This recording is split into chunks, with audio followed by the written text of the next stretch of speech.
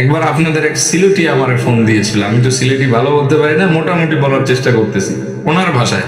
শুনতেছেন আপনারা? যে কষ্ট হইতেছে? এটা হুজুর বালা শুননি আপনি? আমি কইলাম জিও ভাই সাহেব বালা, আপনার কি তা খবর? হুজুর বালা নাই, আমার জিন্দগি বেড়া লাগে গেছে। আমি বললাম ও কিতা বেড়া লাগছে কও না।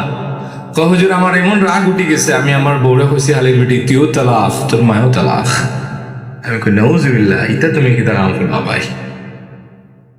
বউরে তালাক দিতা দিতা শাশুড়িরে দিলা কিতার লাগি? ওইটা হলো আস্থা হবিস। বাংলা সিনেমার রিনা খান। তাই না, আমার বোন মাথাটা খাইলেইছে, আমি তো ভালো বলতে পারি না, বুঝে নি। আমার একটা হলো ফুটনি আস্থা হবিস, হবিসের বড় হবিস। এটা খালি আমার বউরে খুটনামি বুদ্ধি দেয়, আর ইটা শুনি আমার বউ আমার মাথা খাইলায়। কয়দিন সহ্য করা যায়? আজকে এমন রাগ উঠে গেছে, বলছে খালি তুইও তালাক তোর মায়ও তালাক। আমি কইলাম ও মিয়া, বউরে তালাক দিলাম, বউর মায়ে কি দোষ করছে? হুজুর এটা ওই তালাক না, এটা একটা ভিন্ন তালাক। আমি তালাকের ভিতরেও যে ফাঁক ফকর আছে এটা তো জানতাম না।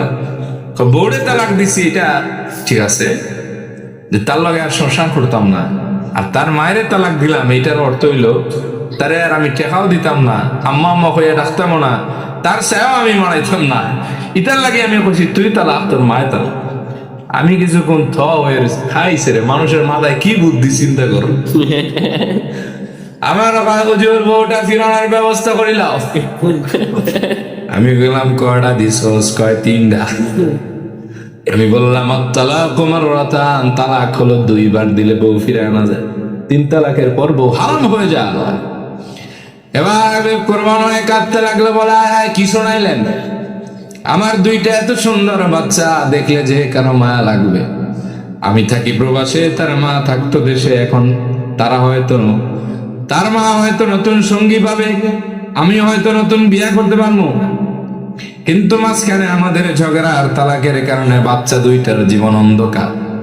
আমি নতুন মা আনলে কোনোদিন তাদেরকে আগের মতো ভালোবাসবে না, আর ওর মায়া যদি বিয়ে করে জিন্দিগিতে তারাও মেনে নিবে না।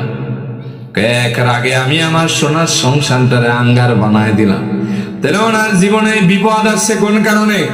রাগের কারণে। কথা কর না দি ভাই, রাগের কারণে।